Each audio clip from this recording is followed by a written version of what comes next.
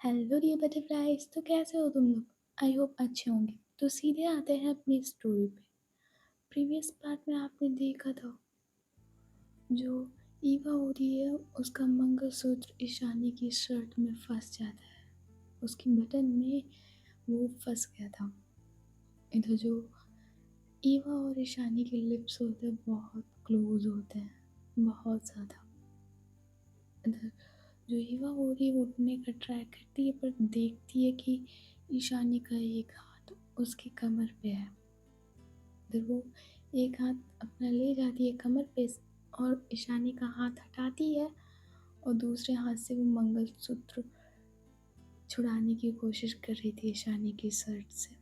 But जो इधर ईशानी थी वो ईवा के फेस की तरफ देखे जा रही थी। ईशानी कहती है, तुमने ये मंगलसूत्र अभी तक क्यों पहन रखा है?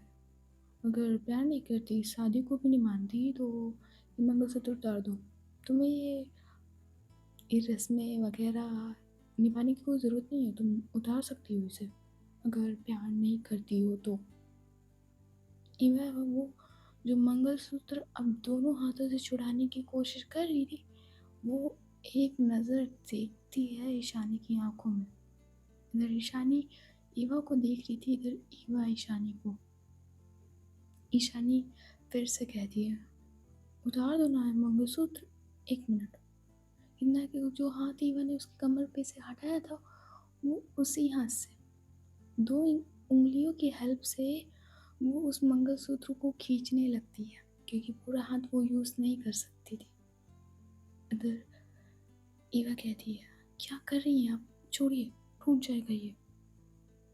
ईशानी कहती है, तो टूट जाने दो ना, एक मिनट।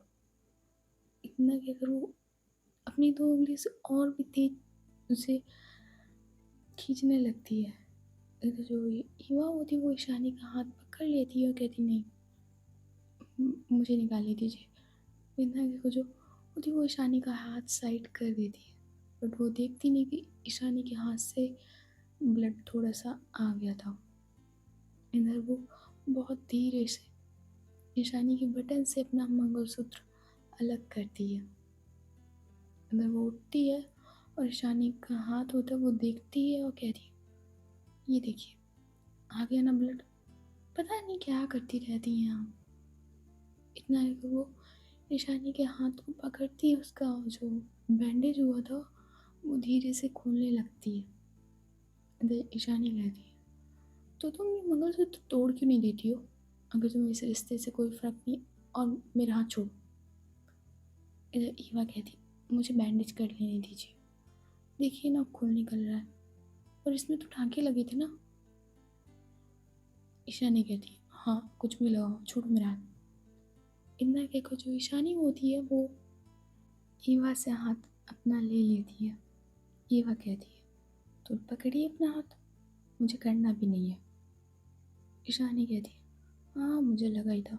तो इतना जगह प्यार नहीं करती हो तो मेरी केयर भी नहीं करनी है, या तुम्हें प्रॉब्लम नहीं होती तो ये मंगलसूत्र मेरा दो, मेरा मंगलसूत्र दो अभी। ईवा कहती है, ये आपका नहीं है, ये मेरा है। ईशानी कहती है, ये कैसे हुआ तुम्हारा? नहीं तुम बातें मत बनाओ ईवा, ये मंगलसूत्र मुझे दो। ईवा देखती है ईशानी की तरफ और उसे बहुत ही गुस्सा आ रही थी ईशानी पे। अंदर ईवा झुकती है ईशानी के फेस की तरफ और कहती है, नहीं दूंगी। ईशानी कहती है, दो मेरा मंगलसूत्र दो। और क्या ज़रूरत है इसे अपने गले में लेकर घूमने की? कोई लड़का अगर या लड़की तुम्हारी तरफ देखेगी भी तो जान जान जाएगी कि तुम मैरिड हो, तो तुम्हें कोई लाइन भी नहीं मारेगा। इससे चाहिए उतार दो, तो तुम्हें और भी लड़के देख सकते हैं। मंगलसूत्र लाओ मेरा। ईवा कहती है, मंगलसूत्र चाहिए? पहले हाथ बैंडेज करवा लो, फिर हम तुम्हें मंगलसूत्र दे देंगे। ईशानी कहती है, सच में तुम मुझे ये मंगलसूत्र दे दोगी? तुम भूल रही हो कि ये पति की निशानी होती है। ईवा कहती है, मुझे अच्छी तरीके से पता होता है कि पति की निशानी होती है। अब हटो। इतना कि वो ईशानी का हाथ पकड़ लेती है, वो अच्छे से बैंडेज को खोलती है और कॉटन को हटाती है। इधर जैसे कॉटन को हटाती है, ईशानी को सच में पेन हो रहा था। वो चिल्लाती तो नहीं है बट उसकी आंखों से एक आंसू निकल आता है। इधर एवा देखती है ईशानी की आंखों में, और यहाँ पे उसे बहुत खराब लगता है क्योंकि ईशानी कभी नहीं रोती है, कभी भी नहीं। इधर एवा कहती है दर्द हो रहा है क्या? ईशानी कहती नहीं, वो दर्द नहीं हो रहा था, ये तो खुशी के आंसू हैं कि तुम बैंडेज कर रही हो। एवा कहती हो गया, आप हटिए ज़रा। इतना कहकर वो बेड के ड्रॉवर से फर्स्ट एड किट निकालती है और उसमें से एंटीसेप्टिक और कॉटन लेती है। तो वो एंटीसेप्टिक और लगाती है अच्छे से। तो जो ईशानी है वो कहती है थोड़ा धीरे से। ईवा कहती है अच्छा, आप जब लोगों को मारते हो तो उन्हें, आपने कितने मर्डर किए हैं, तब उन्हें दर्द नहीं होता होगा, अब इतनी सी चोट पे आपको दर्द हो रहा है। ईशानी कहती ओह, मुझे दर्द नहीं हो रहा है। ईवा कहती ओ रियली, आपको दर्द नहीं हो रहा? ईशानी कहती है नहीं हो रहा, तुम शायद भूल रही हो, मैंने इतनी चोटें कितनी बार खाई हैं, ऐसी चोटें याद है ना, वो जब हम और तुम दोनों लोग जंगल में थे और मेरे शोल्डर पे या आर्म पे चोट लग गई थी, और तुम्हें बचाते वक्त उन गुंडों से उन्होंने भी तो नाइफ मार दी थी मेरे, तब तो मैं नहीं रोई थी, और तब तक तो कोई बैंडेज भी नहीं हुआ था। वो जंगल से तुम कहीं घास फूस ढूंढ के लाई थी, वो लगाया था तुमने। ईवा कहती वो घास फूस नहीं था, समझ में आ रही, आयुर्वेदिक वो वाली होती है ना, वो था। और आपको सच में दर्द नहीं हो रहा? ईशानी कहती नहीं हो रहा मुझे दर्द, मुझको कभी दर्द नहीं होता। ईवा कहती ओह अच्छा, नहीं होता तो नहीं होता, चलो कोई बात नहीं, मुझे अच्छे से बैंडेज करने दो और आप थोड़ा कम बोला करो। इतने में वो ईशानी के बैंडेज करने लगती है।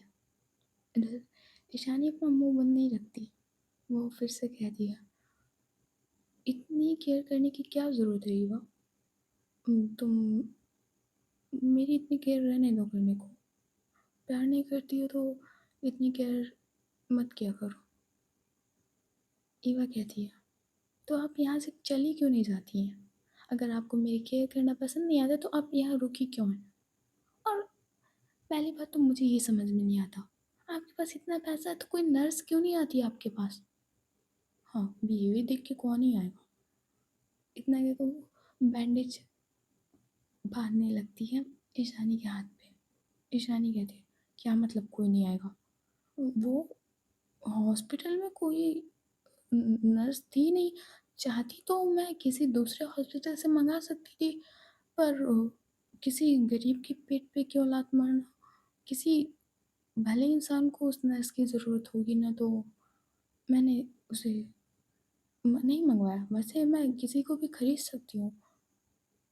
ईवा कहती ओह, आपका घमंड नहीं कम होगा कभी। इतना कहकर वो ईशानी के हाथ के नीचे पिलो लगा देती है। इधर वो उठती है और ईशानी के पैर के नीचे पिलो रखती है जिस पे प्लास्टर हुआ था, और उसके सर को धीरे से पकड़ती है, उसके नीचे पिलो लगा देती है, और दूसरे हाथ के जो शोल्डर था उस पे भी पिलो लगा देती है, और धीरे से उसके ऊपर ब्लैंकेट कर देती है और कहती है अब सोइए। और नर्स, पहली बात आपकी मोनिका जी अभी तक क्यों नहीं आई? ईशानी कहती है मेरी मोनिका नहीं है वो, और मैंने उसे नहीं रखा है, मैं पहले बता दूँ, मम्मी यहाँ रख के गई हैं उसे। ईवा कहती कुछ भी हो, आप उनसे काम कराया करिए, वो हैं, मैं नहीं। इतना कि जो ईवा है वो चली जाती है। इधर जो ईशानी है वो थोड़ा सा स्माइल करती है, थोड़ा सा करती है अपने, वो जो हाथ में, जिस हाथ में चोट लगी हुई थी, वही हाथ अपने सिर पे ले जाती है, धीरे से अपने सिर को थोड़ा सा खुजली करती है। वो खुश वाला खुजली नहीं होता है, वो ऐसे करती है। दूसरी तरफ जो खुशबू, वो बैठी होती है अपने कैबिन में। ऑफिस था छोटा सा खुशबू का, वो ज़्यादा नहीं था, वहाँ पे 2-3 लोगों की डेस्क और पड़ी रहती थी, जो कंपनी के मेन लोग थे। इधर वो बैठी होती है वहीं। इधर जो खुशबू होती है वो उठती है और जाती है आयशा के कैबिन में और कहती है, आयशा मैम आपको कोई हेल्प की ज़रूरत थी?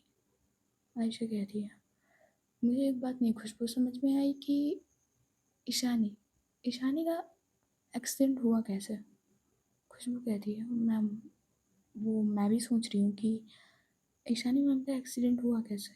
अगर हुआ है तो वो कार वाला अचानक से क्या कहाँ चला गया?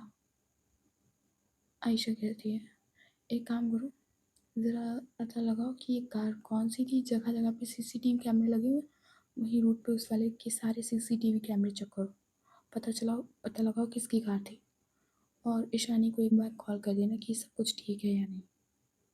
और क्या नर्स के लिए तुमने मना किया है क्या? मैंने दोबारा उस हॉस्पिटल में कॉल करके पूछा था तो वो लोग कह रहे थे तो कि नर्स है, अवेलेबल है। खुशबू कहती है, वो आयशा मैम, वो ईशानी मैम ने मना किया था कि कोई नर्स हॉस्पिटल से नहीं जाएगी। इधर आयशा कहती है, क्यों, ऐसा क्यों? और नर्स की तो बहुत ज़रूरत है वहाँ।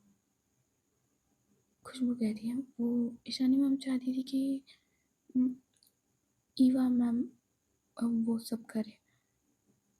इधर जो आयशा होती है वो थोड़ा नज़रें उठा के देखती है खुशबू की तरफ और कहती है, और तुम मान भी गई? ईवा क्यों करेगी ऐसा?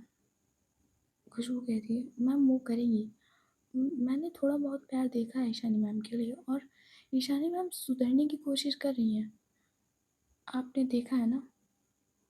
आयशा कहती है, हाँ मैंने देखा है। एक काम करो, तुम उस एक्सीडेंट के बारे में पता लगाओ, फिर ईशानी के पास चला जाना और उसे भी इस बारे में सब बता देना। और मुझे थोड़ी हेल्प की ज़रूरत है, मैं न्यू न्यू बिजनेस में आई हूँ तो मुझे कुछ समझ नहीं आ रहा है। खुशबू कहती है, मैम आप रहने दीजिए, मैं जो कुछ भी फाइल का वर्क है मैं घर पे कर लूँगी जाके, आप फाइल रख देना, तब तक मैं उस एक्सीडेंट के बारे में पता लगाती हूँ। इतना कि खुशबू होती है वो आयशा के कैबिन से चली जाती है। तो जो आयशा होती है वो अपना टेबल का ड्रॉवर खोलती है और उसमें लारा की पिक थी, जो उसने खुद अपने हाथों से उसका स्केच बनाया था। फिर वो लारा की पिक को निकालती है और उसे देखते रहती है। आयशा भी लारा से निकली नहीं थी बाहर, पर उसका मन ये थोड़ा सा भी नहीं था कहीं वो लारा को थोड़ी सी भी तकलीफ पहुंचाए। वो दूर से ही देख कर खुश थी। आयशा प्यार तो बहुत करती थी लारा से, बट वो दूर से ही इतना खुश देखकर लारा को बहुत ज़्यादा खुश थी, पर उसे दिल से बाहर निकाल पाना आयशा के लिए इतना आसान नहीं था अभी। लारा की पिक देखते हुए वो थोड़ी देर देखती है और फिर से उसे ड्रॉवर में रख देती है और अगेन अपना काम करने लगती है। यहाँ मोनिका जल्दी से ही वह घर के बाहर अपनी कार रोकती है और उससे निकलती है बाहर। जब वो युवा के घर की तरफ जा रही थी, पर उसके दिमाग में कुछ चल रहा था। इधर मोनिका कहती है, मुझे कुछ करना होगा, मुझे बस थोड़े ज़्यादा पैसों की ज़रूरत है और फिर मैं ये सब छोड़ दूँगी। मैं सिद्धार्थ को अब और उसमें नहीं रख सकती और मैं माँ बनने वाली हूँ। गॉड हेल्प मी, मैं क्या करूँ? ऐसा वो बोल ही रही थी, तभी उसके दिमाग में एक आइडिया आता है। वो चेहरे पर अपनी मुस्कान लाती है और वो जाती है सीधे ईशानी के कमरे में। फिर वो देखती है ईशानी की तरफ और कहती है, ईशानी तुम, एक मिनट, इवा ने तुमको खाना खिला दिया था? ईशानी अपना सिर हाँ में हिलाती है। मोनिका कहती है, ईशानी वो अ, मैं तुमसे एक चीज़ मांगूंगी, तुम मना तो नहीं करोगी? ईशानी कहती है, बोलो तुम्हें क्या चाहिए? मोनिका कहती है, वो ईशानी मुझे थोड़े से रुपये चाहिए थे। मेरा बैंक अकाउंट में एक भी रुपया नहीं है अभी। वो मॉम ने मेरे सारे अकाउंट को सीज कर दिया है, तो मैं पैसे इधर उधर नहीं कर सकती। तो क्या तुम मुझे थोड़े से रुपये दोगी? इधर ईशानी कहती है, कितने चाहिए? इधर मोनिका कहती है, अच्छा रहने दो, मुझे नहीं चाहिए। ईशानी कहती है, तुम्हें चाहिए थे मोनिका, तुमने अभी कहा। मोनिका कहती है, नहीं मुझे नहीं चाहिए, रहने दो ना, और मैं थोड़ा सा काम कर लेती हूँ। इतना क्या, जो मोनिका होती है वो इधर उधर थोड़ा सा क्लीनिंग करने लगती है। कहीं पॉट उठा रही थी, फ्लावर पॉट उठा रही थी, कहीं कुछ साइड रख रही थी। उस वो अपने मन में कहती है, क्या करूँ, ईशानी से पैसे लेना सही नहीं रहेगा। मैं सहायता आंटी से लेती हूँ। ईशानी बहुत शातिर लड़की है, इसलिए मैं सहायता आंटी से लूँगी। इतना क्या, जो मोनिका होती वो आती है ईशानी के पास और कहती है, ईशानी मैं अब भी आती हूँ, तुम क्या वेट कर लोगी? शायद में भी मुझे ज़्यादा रात हो जाए, आने में 11-12 बज जाए, प्लीज़। इधर ईशानी थोड़ा मुस्कुराती है और मन में कहती है, मैं तो कब से वेट करी थी, तुम जाओ। इधर वो देखती है मोनिका की तरफ और कहती है, तुम रुपये कह रही थी ना, कितना चाहिए तुम्हें? मोनिका कहती है, और नहीं चाहिए मुझे, मैं जा रही हूँ ईशानी, मैं रात तक आ जाऊँगी तुम्हारे पास। इतना तो जो मोनिका होती है वो चली जाती है और अपनी कार में बैठती है और सीधे सिद्धार्थ को कॉल करती है। वो कहती है, सिद्धार्थ तुम मेरा पासपोर्ट रेडी रखो और अपना भी रखो। हम लोग कल दोपहर की फ़्लाइट से निकल जाएंगे यहाँ से, इंडिया से हम लोग निकल जाएंगे। सिद्धार्थ कहते हैं, बट मोनिका हमारे पास इतने पैसे नहीं है कि हम लोग कोई अदर कंट्री में रह पाएँ जाके। वो सर्वाइव करने के लिए थोड़े पैसे तो चाहिए। मोनिका कहती, तुम इसकी टेंशन मत लो सिद्धार्थ, मेरे अकाउंट में थोड़े बहुत रुपए पड़े हैं, लगभग 1 करोड़ तक पड़े हैं, और अभी मैं इसका इंतज़ाम कर लूँगी। तुम तो जानते हो ना, मेरी मॉम नहीं मानेंगी, उन्होंने तुमको मारने की धमकी दी है। मैं नहीं चाहती तुमको खोना, और जब से मेरे पेट में बेबी आया है तब से मुझे पैसे नहीं चाहिए, बट मैं चाहती हूँ कि अगर हम लोग थोड़ा ना भी जॉब मिल पाए 1-2 साल तक, तो हम लोग सर्वाइव कर पाएँ और हमारे बच्चे की सारी ज़रूरतों को पूरा कर सकें। सो मैं अभी अरेंजमेंट करती हूँ, तुम चिंता मत करो। हाँ, तब तक तुम सारे फ्लाइट्स के टिकट जितना तुम्हारे पास मनी हो तुम उससे बुक करो, हम लोग कल ही निकल जाएंगे। सिद्धार्थ कहते हैं, पर ये सही नहीं होगा, ईशानी तुम्हें कहीं से भी ढूंढ निकालेगी। मोनिका कहती, उसको मुझसे कोई मतलब नहीं है अब, वो अगर मेरी शादी हो गई होती उससे तो अपनी इज्जत के लिए मुझे कहीं से भी ढूंढ निकालती, बट अभी वो ऐसा कुछ नहीं करेगी।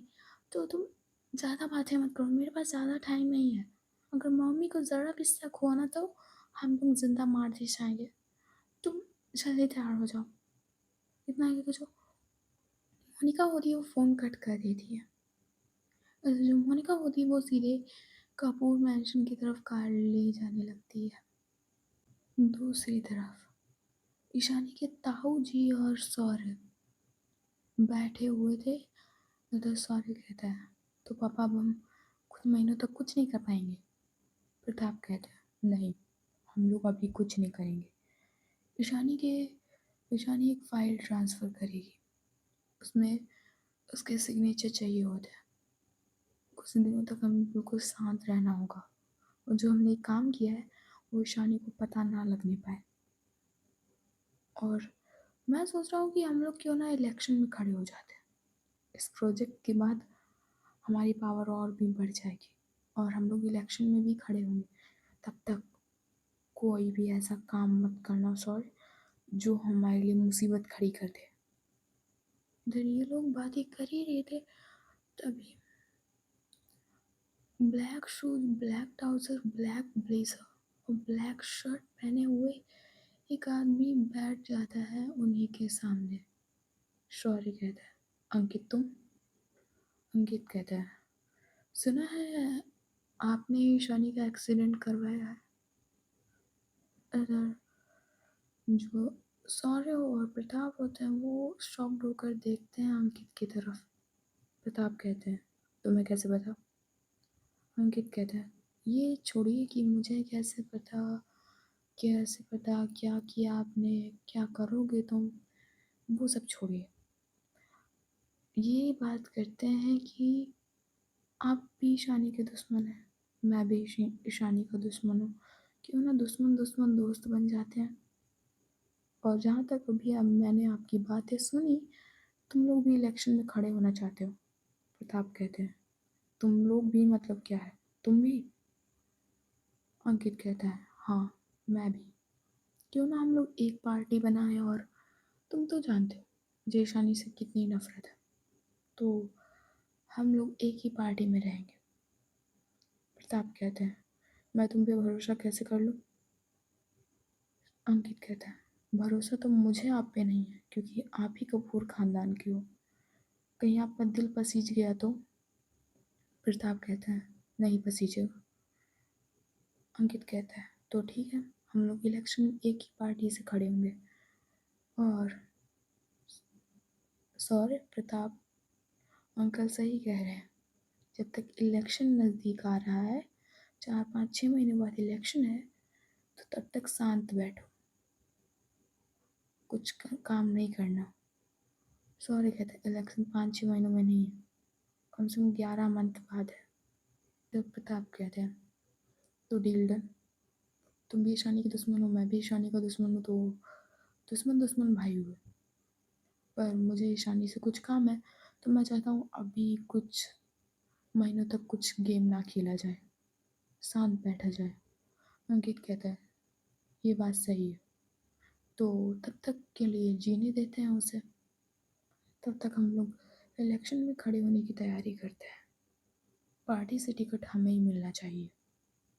प्रताप कहते हैं, उसकी चिंता मत करो, सब हो जाएगा। जो अंकित होता है वो वहाँ से खड़ा होता है और सीधे निकल जाता है वहाँ से। यहाँ ऑफिस में खुशबू कॉल पे कॉल किए जा रही थी। हर जगह से वो सीसीटीवी कैमरे में की फुटेज मंगा रही थी। इधर उसे सीसीटीवी फुटेज में एक कार दिखती है जिसने ईशानी को टक्कर मारी थी, और वो बहुत तेज वहाँ से निकल गई थी। इधर खुशबू उसकी सारी डिटेल्स निकलवाती है। जो खुशबू होती है वो जाती है, अपनी कार में बैठती है, और तभी उसका फ़ोन रिंग होता है। इधर जो खुशबू है वो कॉल उठाती है। इधर वो कॉल ईशानी का था। ईशानी कहती है, खुशबू वो जब शाम को आना, अगर आना तो एक रोज़ का बुके और बहुत अच्छी सी चॉकलेट।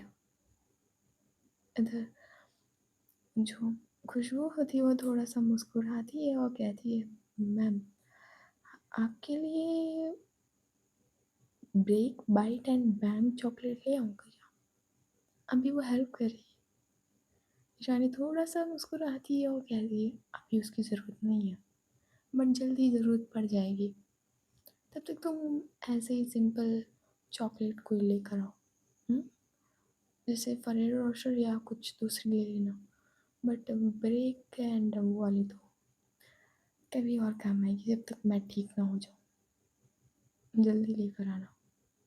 इधर जो ईशानी होती है इतना कहकर फ़ोन कट कर देती है। इधर जो खुशबू होती है वो थोड़ा सा मुस्कुराती है, और जो कार में आगे भगवान रखे होते हैं उनके सामने हाथ जोड़ती है और कहती है, प्लीज़ भगवान ईशानी मैम को हमेशा सुरक्षित रखना, और ईवा मैम को जल्दी ईशानी मैम से प्यार हो जाए। ईशानी मैम की आंखों में पहली बार मैंने किसी के लिए इतना ज़्यादा प्यार देखा है।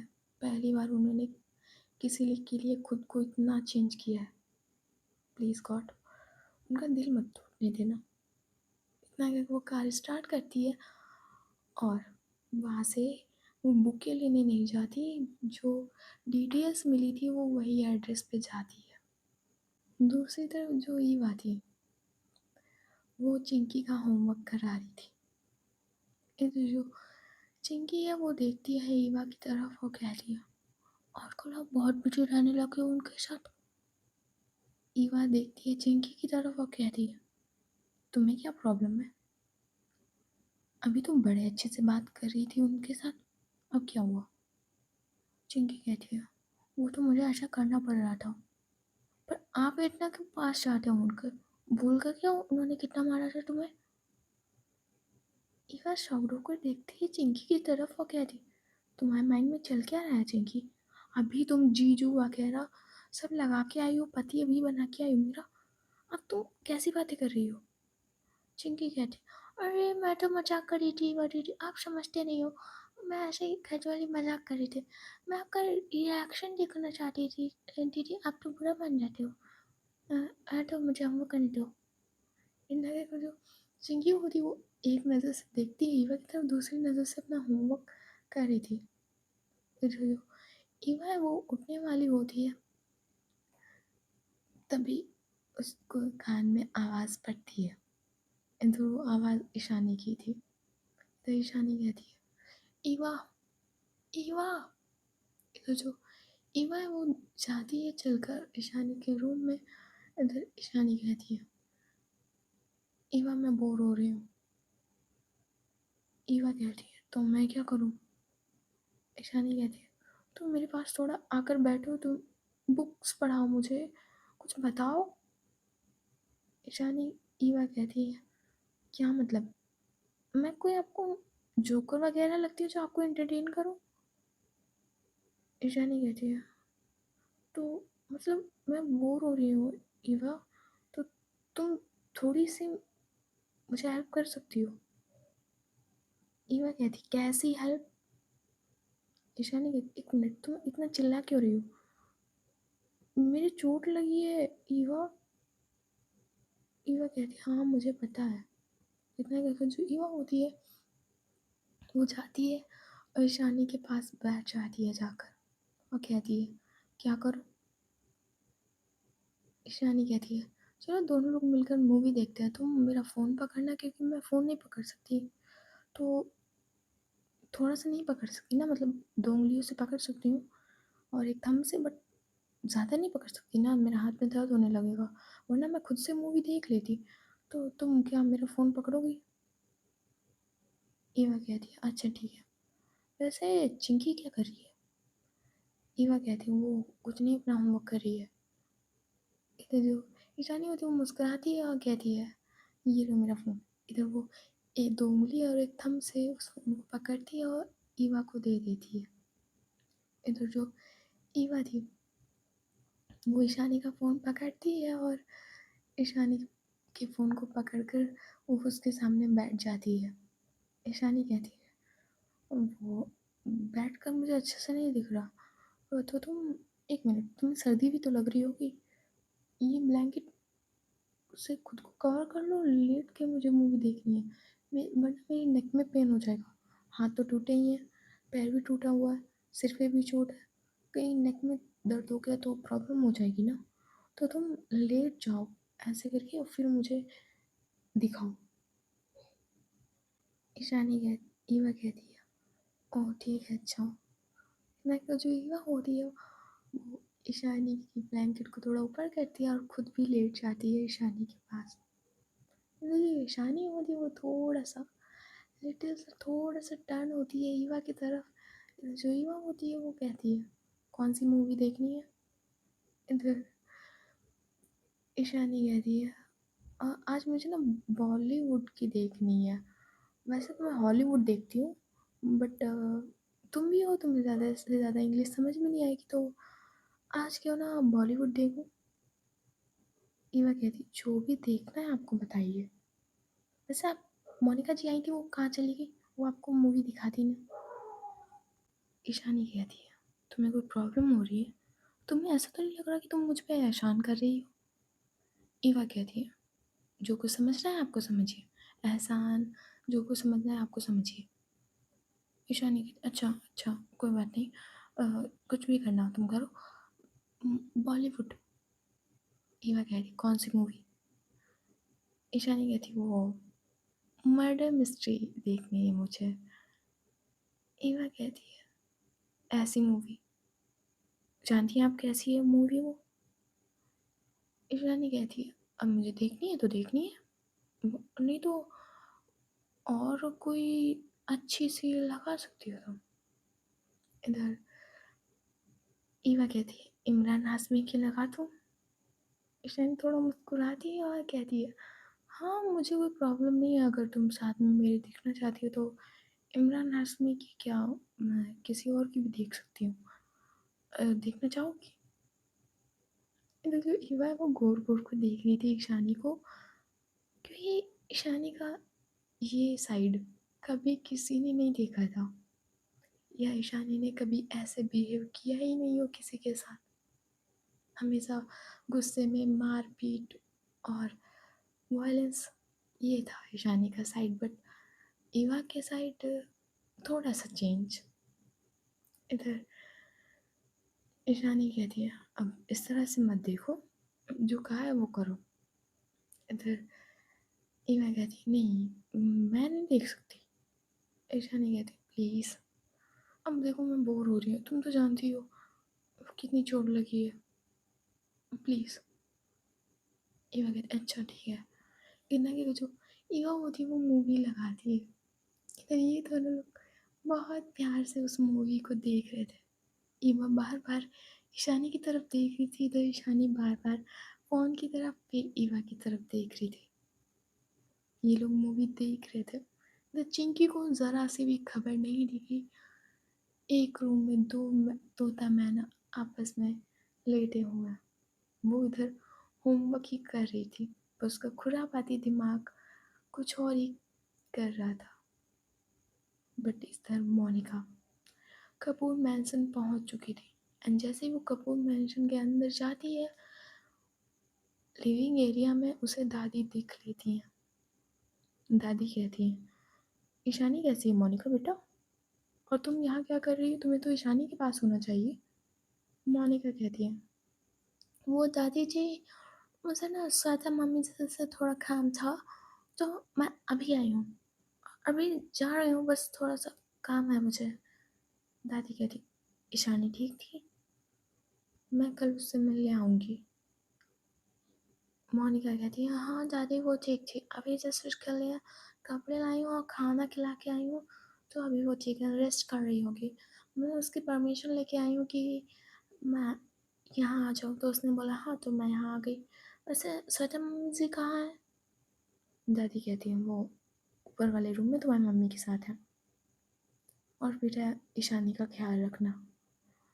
मोनिका कहती है दादी मैंने तो ख्याल रखा है, अच्छे से रख रही हूँ, कभी कभी ईवा भी ख्याल रख लेती है। दादी मैं जाती हूँ, मुझे ज़रूरी काम है, मैं बाद में बात करती हूँ। इतना जो मोनिका होती है वो जल्दी से चली जाती है श्वेता के रूम की तरफ। इधर मोनिका होती है वो देखती है कि उसकी मॉम भी वहीं बैठी हुई है। इधर जो मोनिका होती है दरवाजे पे नॉक करती है और कहती है श्वेता मम्मी से मैं अंदर आ जाऊँ। इधर जो मोनिका की मॉम होती है वो जैसे ही मोनिका को देखती है वो गुस्सा हो जाती है। इधर मोनिका रूम के अंदर जाती है और कहती है मम्मी जी, इतना कहते हुए वो अपनी मम्मी की तरफ देखती है। श्वेता कहती है हाँ बेटा मोनिका, वैसे ईशानी कैसी है? मोनिका कहती वो ठीक है मम्मी जी, मुझे आपसे कुछ इम्पोर्टेंट बात करनी है। सिमरन कहती कैसी इम्पोर्टेंट बात करनी है तुम्हें?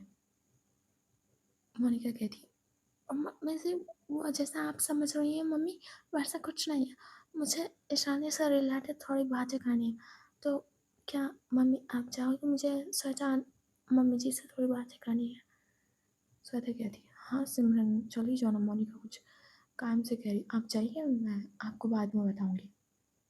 इधर जो सिमरन होती है वो गुस्से से देखते हुए उस रूम से चली जाती है मोनिका की तरफ। इधर जो मोनिका है वो जल्दी से आती है, दरवाज़ा बंद करती है और कहती है श्वेता मम्मी जी वो मुझे आपसे 4 करोड़ रुपए चाहिए।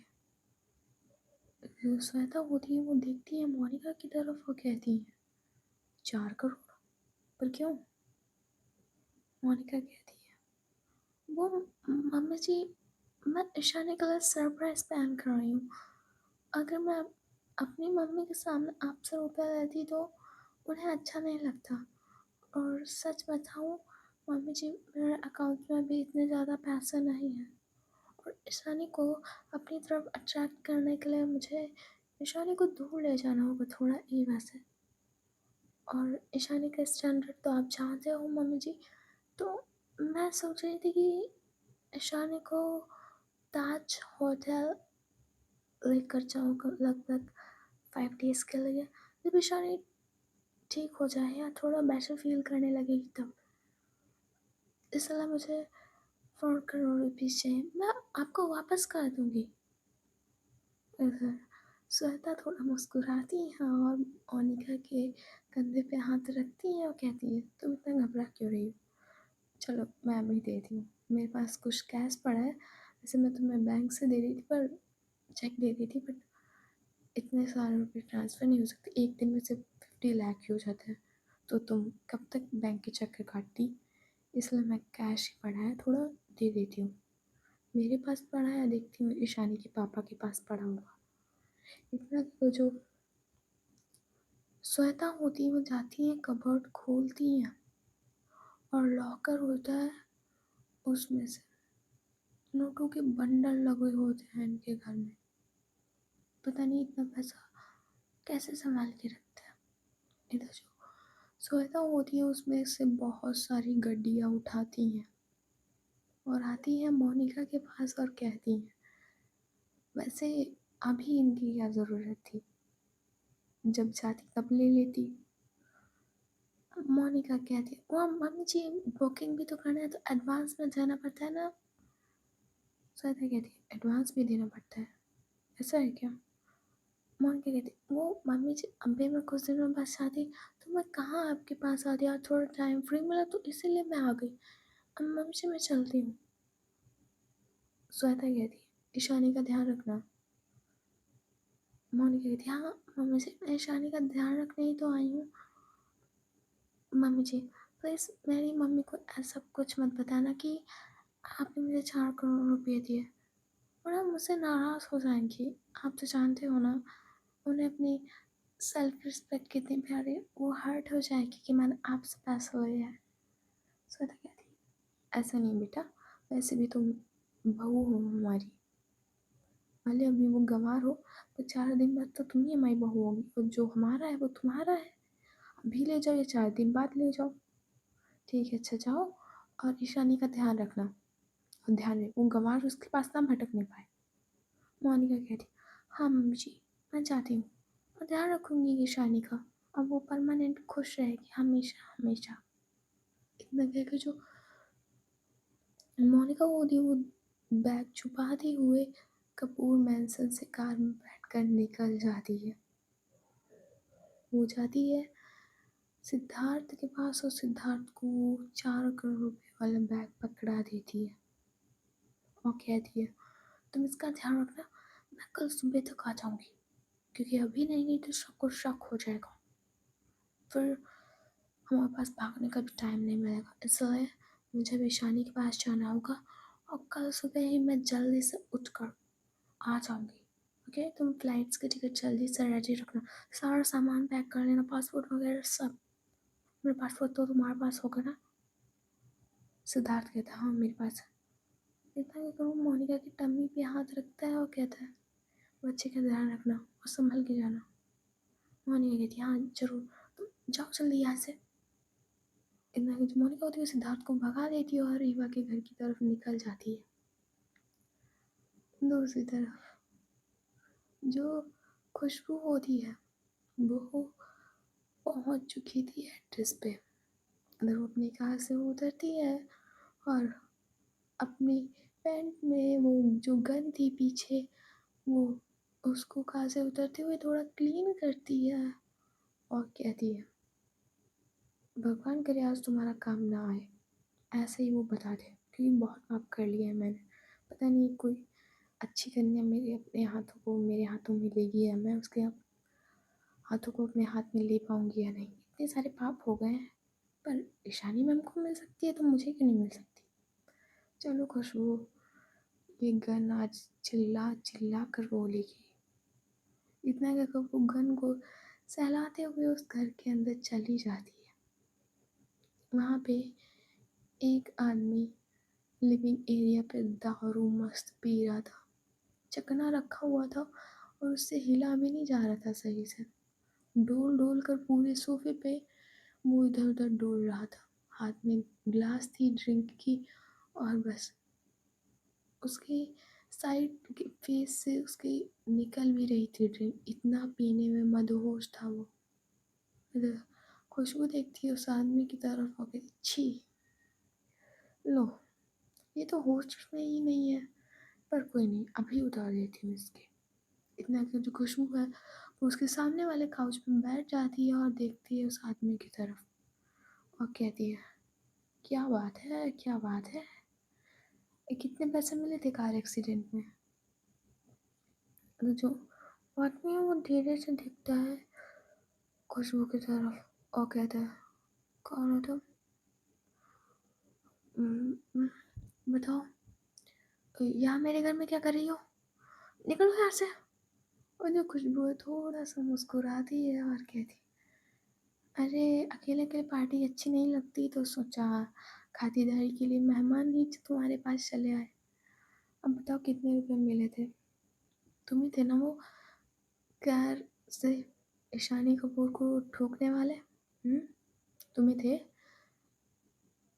अंदर वो आदमी कहते, अरे निकलो, चढ़ी चढ़ाई उतार रही हो, निकलो यहाँ से। आ जाता मुंह उठा के उधर। खुशबू होती है वो फिर से हंसकर कहती है, अरे भैया बता दो ना, काहे तकलीफ मोल ले रहे हो?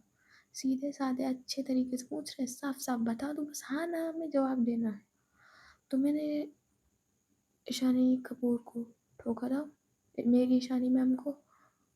अदर वो आदमी अपनी आँखों को ऊपर करता है और उसकी आंखें ना पूरी नशीली हो चुकी थी। पूरा गंदी वाली फीलिंग आ रही थी उससे, इतनी ज़्यादा बदबू मार रही थी उससे, कुछ कहने को नहीं। अगर खुशबू कहती है, अरे देख मत, जितना पूछा है उतना बताओ, वरना मेरी खोपड़ी किसकी अभी उड़ा दूंगी। और शुक्र मनाओ, जिसको ठोका था वो अब कुछ दिन तक संन्यास पे है, वरना ऐसा मारती ना तेरी रूह भी और सास पुश्ते से पैदा होने से ना कांपती। अब बताओ, बताओ, तो नहीं मारी ठोकर? इधर वो आदमी थोड़ा हिलते डुलते बोलता है, हाँ मैंने मारी थी ठोकर, क्या कर लोगी, क्या कर लोगी? आई लड़की कहीं की, खुद को हीरोइन समझती है। ये जो खुशबू होती है वो अपनी गन को अच्छे से पकड़ती है और उस आदमी के बालों को पकड़ती है, उसकी गर्दन को पीछे करती है, वो पूरा गन होता है उसके मुंह में घुसेड़ देती है। और वो आदमी कहता है, ओ ओ ओ। इधर खुशबू कहती है, बताओगे यार, अभी 6 की 6 गोलियां तुम्हारे मुंह में ठोक दूँ? मुझसे ज़्यादा बदतमीजी मत किया करो, जितना सवाल पूछा जाए उतना जवाब दिया करो। और आदमी अपने मुंह से गन निकालने को कह रहा था, तो जो खुशबू होती है वो उसके बालों को नहीं छोड़ती और गन मुंह से निकाल लेती है और कहती है, छी, मेरी गन गंदी कर दी कुत्ते। बोल, जल्दी बोल, मेरे पास फालतू टाइम नहीं है, अभी मेरी मैम के लिए मुझे रोज़ भी लेकर जाना है। उधर वो आदमी कहता है, वो प्रताप कपूर, प्रताप कपूर, उन्होंने कहा था ईशानी को मारने के लिए। उधर आयशा कहती, ओह सारा नशा उतर गया। और क्या कहा तुमने? प्रताप कपूर। वो आदमी कहता, हाँ हाँ वही, उन्होंने मुझे रुपए दिए थे और फोटो दी थी कि इस लड़की को ठोकना है। मैं बहुत देर से पीछे कर रहा था, जब वो कार से उतरी और अपनी कार की तरफ जा रही थी तो मैंने उन्हें ठोक दिया। अदर खुशबू थोड़ा सा मुस्कुराती है और कहती है, एक मिनट, एक बार फिर से बोलना। इतने देर वो खुशबू होती है अपना फ़ोन निकालती है और उस आदमी का वीडियो बनाने लगती है। इधर जो वो आदमी होता है वो कहता है, हाँ प्रताप कपूर ने मुझे रुपए दिए थे ईशानी को मारने के लिए, तो मैंने उन्हें ठोकर मार दी। मैंने सोचा था कि मर गई हैं, पर वो बाद में उन्हें ज़्यादा चोट नहीं लगी। अंदर खुशबू कहती है, ओह चलो शूटिंग समाप्त हुई, अब पैकअप करते हैं। इतना कि जो खुशबू होती है वो उस आदमी के भेजे से आर पार कर देती है गोली। इधर वो आदमी वहीं पे मर जाता है। इधर जो खुशबू है वो अपनी गन को अच्छे से पकड़ती है और सामने जो टेबल पे एक कपड़ा पड़ा हुआ था वो उससे साफ करती है उस गन को और कहती है, मेरी मैम ने सिखाया है कि दुश्मन को कभी जिंदा नहीं छोड़ना चाहिए, वरना वो पलट के वार करता है। और तू तो मेरी ईशानी मैम का कातिल है, उन्हें मारना चाहता था तू, तो तुझे ऊपर पहुंचा दिया। अब ये मैम को गुड न्यूज़ तो देनी चाहिए विद प्रूफ कि उन्हीं के ताऊ जी हैं इस खेल के विलेन। मैम प्रूफ मांग रही थी ना, अब दूंगी उन्हें अच्छे से ये सबूत। इतना कैसे खुशबू मुस्कुराते हुए अपनी कार की तरफ चली जाती है और ईशानी के घर की तरफ निकल जाती है। दूसरी तरफ जो ईशानी थी वो बड़ा पास होकर लेटी थी ईवा के पास।